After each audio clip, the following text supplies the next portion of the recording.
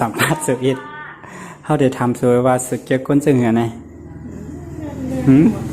เด้อเขาทำสุดเด้อไงสุดเกี่ยวก้นจึงนี่เลยฮะนี่อันนี้มีแฟนได้ยังครับเนี่ยมีแล้วใครอ่ะแฟนคนอื่นไม่ใช่แฟนเรา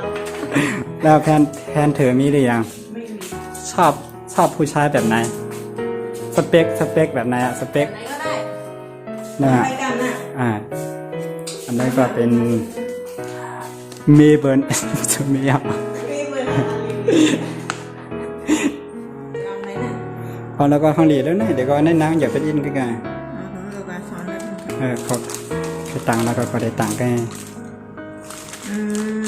แล้วก็พูดพูดโทรก็เอาเขียนใส่ที่ใดก็เขียนใส่แหละเจ๊อ่ะทำนะครับคนมือเห็นกล้ามกินนั่นน่ะเพราะว่ามิ้นน้ำเอามันน้ำมิ้นด้วยกินน้ำมาแล้วหาว่าโทษสูมีน้ำทิ้งเลยเดี๋ยวมิ้นน้ำก็มื่อกินซอฟแวนไงว่าเหรออันนี้คณะว่าฝากใครโทรหาก็ไหนก็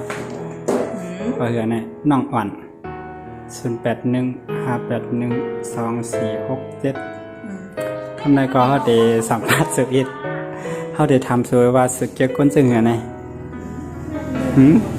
เด้อเขาทำสุดเด้อไงสุดเกี่ยวก้นจึงเหรอตีลงอย่ามันก้นกินเหล้าก้นกินยาก้นใจน้ำเย้าก็ทางอย่างนั้นมันได้มีสีข้อนะเรียนเขาให้สุดเลยอะคนกินเหล้าแหกินยาแหใส่น้ำแหยอกก็อย่างทั้งไหนก็น่าแหละ3ก็เอายอกก็เป็นก้นร้องไห้เห็นนะคะก้นสีก้อนในสุริเลยก็แหละเอากินเหล้าเอากินเหล้าไว้หน่อยอันสุดจ้างให้เบิ้ลด้วยเป็นก้นเสมอจ้างให้เบิ้ลเจ้าชู้กินยา2 อย่างเจ้าชู้ได้กินยาเนาะเพราะว่าสเปครถสเปคเกี่ยวกับสูงไงอะสูงแล้ว70ขึ้นไป70มันจะเข้าในผ่านหน้าเท่าไหร่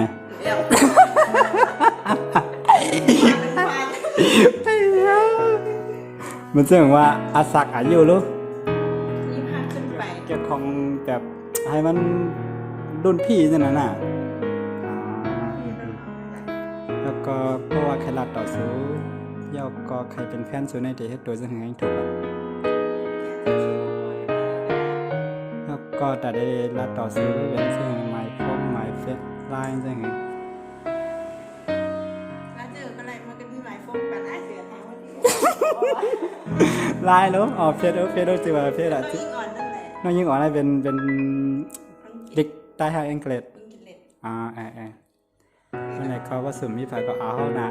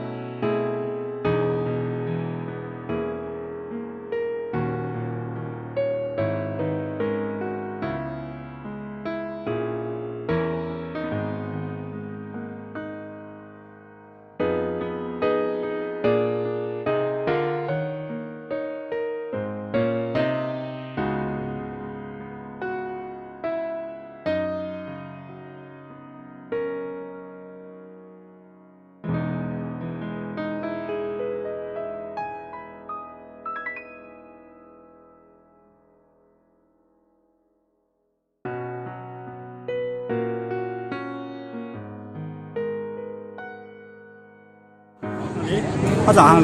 ลีอ่ะวันนี้ก็เราอยู่ที่ตลาดอะไรเขาเรียกว่าตลาดอะไรนะตลาดนัดกลางคืนจิมพาราม9ใช่ปะใช่พาราม9เขาจับพาไปกินไก่ย่าง5 ดาวนะ